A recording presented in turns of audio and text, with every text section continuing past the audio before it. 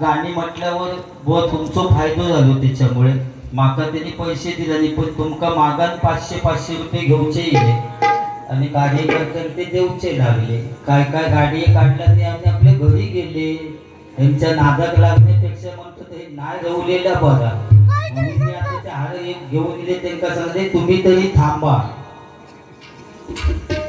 असं पण नाही मागाक लागले त्यांनाही कसाच तरी वाटलं नाही काय करून होते नाही होते ते तुका जमा करून दिलं ते कोविड तर पण कंटाळून गेले म्हणतात 50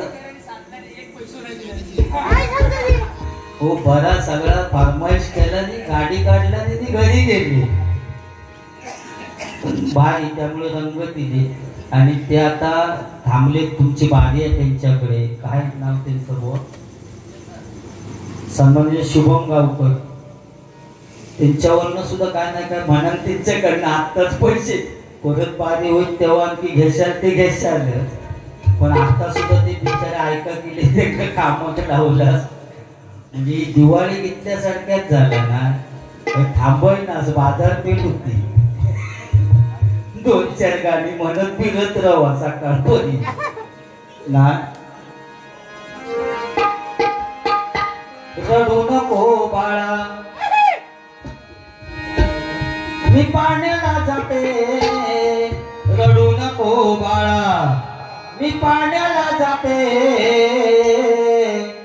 पाण्याला जाते पाणी घेऊन येते पाण्याला जाते पाणी घेऊन येते पाण्याला जाते पाणी घेऊन येते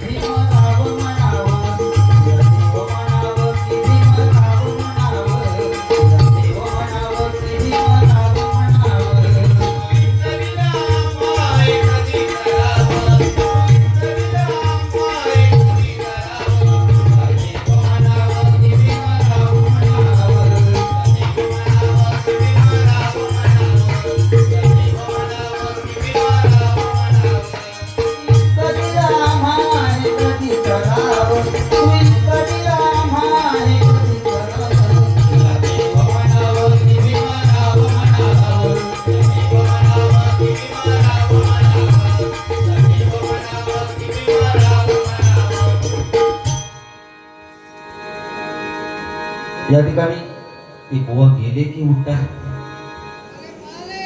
पाळाले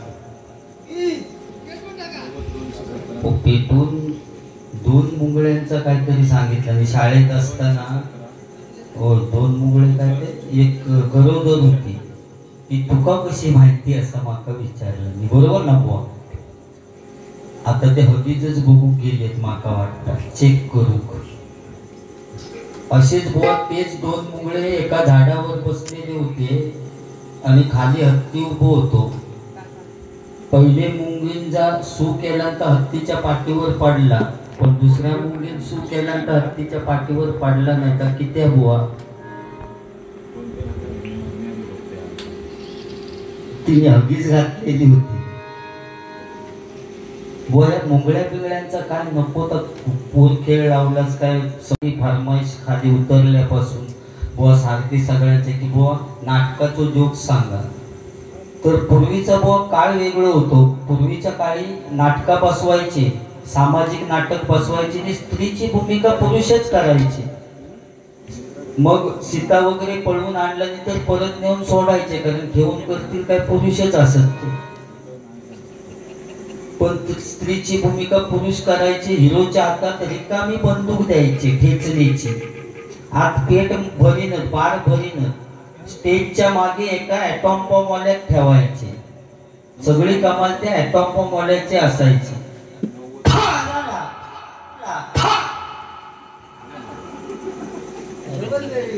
पाठीपुढे झालो की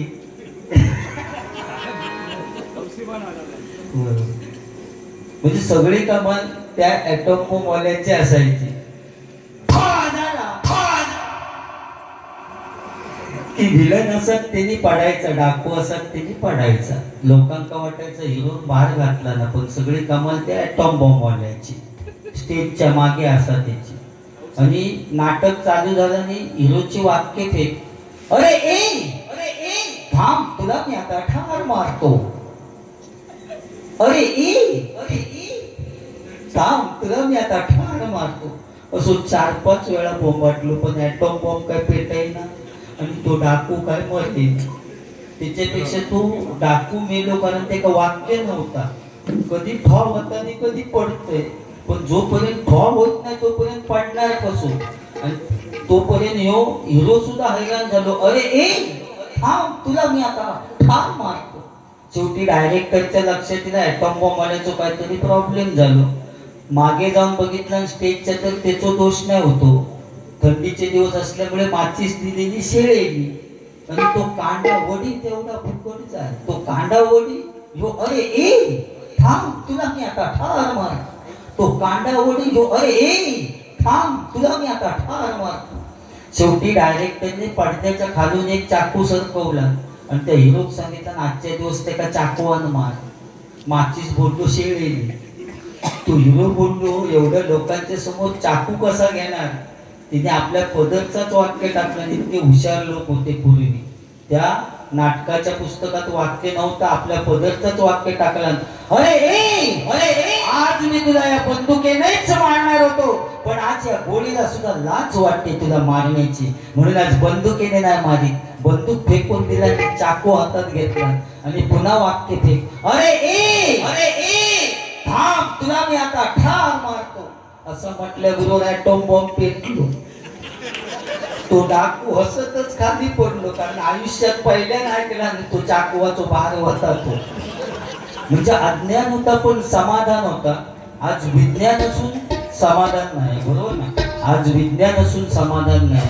पूर्वीच्या काळी ब्लॅक अँड व्हाईट टीव्ही होते. रामायण लागायचा पूर्वीच्या काळी आणि अँटेना काहीतरी आंब्यावर लावलेली असायची. एका आंब्यावर चढवी अँटेना फिरवून एक दरवाजावर लावायची होती. तो दरवाजावर तो सांगायचो हे तिकडे फिरव. राम दिसत नाही मुंगळे वाढले घाव होता की तो आंब्यावर चढवून अँटेना फिरवली. राम दिसायला लागले की सांगा हे राम सीता दिसत. लक्ष्मण गायब झाले मुंगळे जरा वाढले अजून फिरव. तो घराघरा फिरवी सर रामायण संपा. अज्ञान होता पण समाधान होतं. आज फ्लॅट टीव्ही येईल.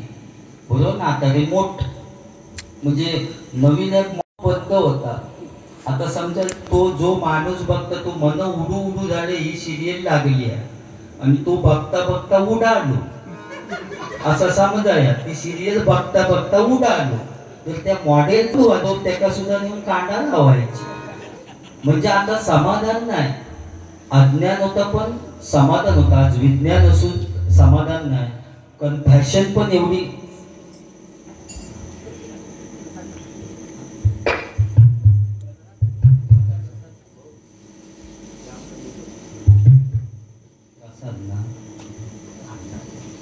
प्रसाद ठाकूर यांच्या मी निघालो